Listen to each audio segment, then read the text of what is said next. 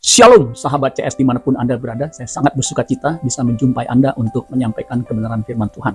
Kebenaran firman Tuhan pada kesempatan kali ini berjudul Sudah Gila. Ya, sudah gila. Siapa yang sudah gila, saudara? Kenapa disebut gila? Sebelum saya melanjutkan, bagi saudara yang baru pertama kali menyaksikan channel saya ini, saudara langsung subscribe. Subscribe itu gratis, saudara.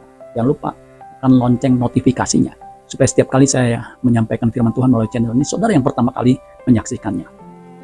Dan bagi saudara yang sudah setia, saya acungkan jempol. Terima kasih atas kesetiaan saudara yang terus menyaksikan channel saya ini. Saya percaya kita pasti diberkati, karena firman Tuhan yang keluar dari mulut Allah tidak akan kembali dengan sia-sia.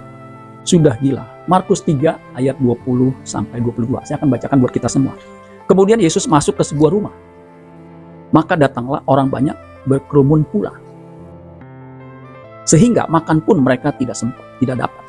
Jadi karena begitu banyaknya orang yang berkerumun, ya minta pelayanan, akibatnya dikatakan sehingga makan pun mereka, Yesus dan murid-muridnya, tidak dapat atau tidak sempat. Ayat 21. Waktu kaum keluarganya mendengar hal itu, mendengar kondisi keadaan Yesus pada waktu itu, mereka datang hendak mengambil dia. Sebab, perhatikan, sebab kata mereka, ia tidak waras lagi. Ia tidak waras lagi. Ayat 22. Dan ahli-ahli Taurat yang datang dari Yerusalem berkata, ia kerasukan Beelzebul, dan dengan penghulu setan ia mengusir setan. Ini lebih sadis lagi. Ya, kalau keluarganya mengatakan ia tidak waras. Tapi kalau ahli Taurat yang memang dengki kepada Yesus, itu Yesus dikatakan kerasukan Beelzebul. Sehingga dengan penghulu setan, Beelzebul itu penghulu setan, ia mengusir setan. Dimana tidak mungkin, saudara, Yesus mengusir setan karena dirasuk Beelzebul.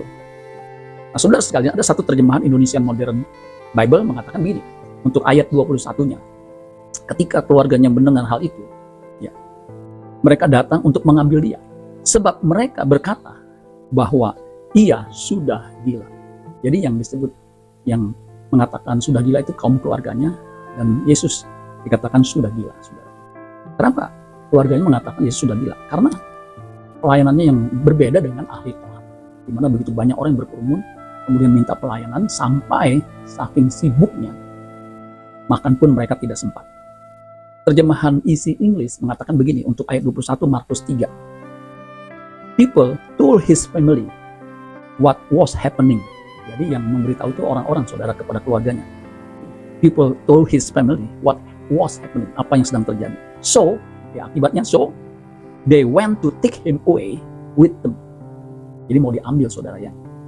They thought that Jesus was crazy. Jadi Yesus itu dikatakan, mereka pikir, ya, they thought that Jesus was crazy, ya, gila, saudara sekalian, ya. Saudara mendengar kata gila, itu Kamus Bahasa Indonesia, Kamus Besar Bahasa Indonesia itu memberi arti yang pertama, itu arti utamanya adalah secara hurufiah itu mengalami gangguan jiwa atau sakit ingatan atau sakit jiwa.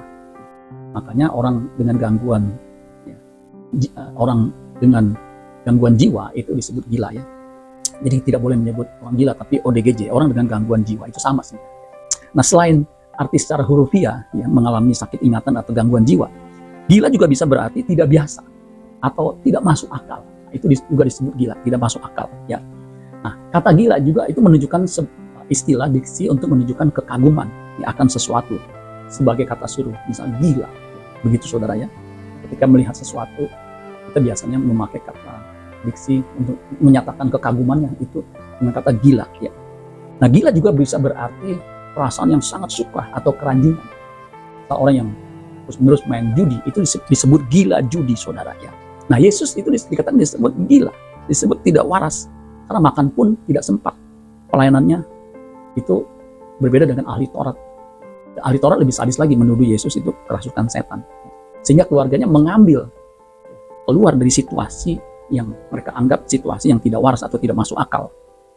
Nah, saudara-saudara sekalian, kata tidak waras atau kata gila itu dari kata Yunani exeste. Nah, exeste itu dari kata existemi, yang artinya to throw out of position, ya. Lempar keluar dari posisi. Itu disebut existemi atau displace. Displace ini artinya memindahkan atau tergusur.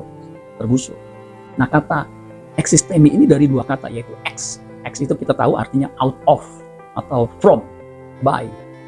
atau away from, yaitu X. Kemudian histemi. Histemi ini artinya to cause or to make, to stand, menyebabkan atau membuat berdiri, ya, atau to place, menempatkan. Jadi kata existemi artinya ya menyebabkan orang keluar dari situasi atau kondisi tertentu, ya. Jadi existemi menunjukkan satu ungkapan, bisa juga satu ungkapan yang mengatakan itu orang berbeda atau kekaguman, to amaze, mengagumi, ya, atau to astonish. Itu kata existemi.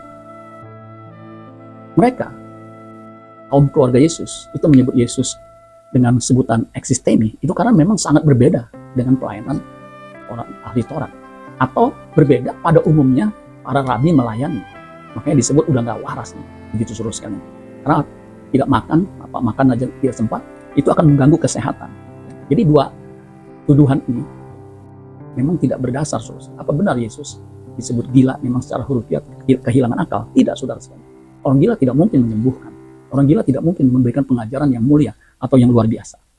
Saya percaya apa yang Yesus lakukan itu memang amazing. Ya. Di bagian lain pernah dikatakan pengajaran Yesus itu luar biasa. Sehingga mereka berkata, keluarganya kita tahu dia anak tukang kayu. Bagaimana dia bisa mendapatkan hikmat seperti itu? Itu sebuah kekaguman, saudara sekalian. Itu yang menyebabkan Yesus tersingkir dari posisi seperti posisi orang atau ahli Taurat, saudara. Berbeda, ya. Nah, saya punya pengalaman beberapa tahun lalu, tepatnya 21 tahun lalu. Waktu itu saya masih bekerja sebagai banker, karyawan di sebuah perusahaan multinasional. Ada dorongan untuk saya meninggalkan pekerjaan itu yang saya sudah geluti ya, hampir 15 tahun. Ketika saya mengutarakan kepada beberapa orang dekat saya, mereka mengatakan gila. Mereka menganggap keputusan saya itu di luar nalar, di luar nalar, tidak masuk akal. Tetapi memang setelah saya bergumul cukup lama, akhirnya saya putuskan. Memang nggak masuk akal, posisi enak, kemudian tinggalkan pelayanan. Kalau pindah tempat, itu tidak masalah. Ini displace, tersingkir dari situasi yang menyenangkan, tanda kutip, ke situasi yang biasa, yang posisi yang baru, yang tidak seolah-olah tidak baik solusinya. Tapi puji Tuhan, saya mengambilnya. Hingga saat ini sudah 21 tahun. Itu karena kemurahan Tuhan. Nah, saudara tahu, Tuhan, saudara yang dikasih Tuhan, ya.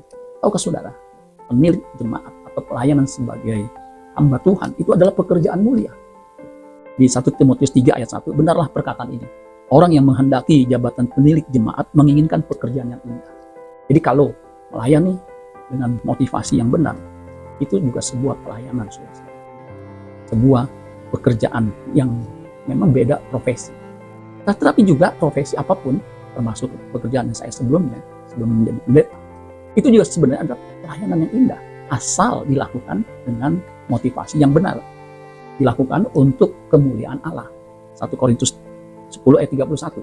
Aku menjawab, jika engkau makan atau jika engkau minum atau jika engkau melakukan sesuatu yang lain, jadi apapun, lakukanlah semuanya itu untuk kemuliaan Allah. Jadi kalau untuk kemuliaan Allah, apapun pekerjaan kita, tidak melukai orang, pekerjaan kita memberi manfaat kepada orang lain, memberikan kebaikan, sehingga orang lain diberkati, itu juga pekerjaan yang mulia, itu juga pelayanan.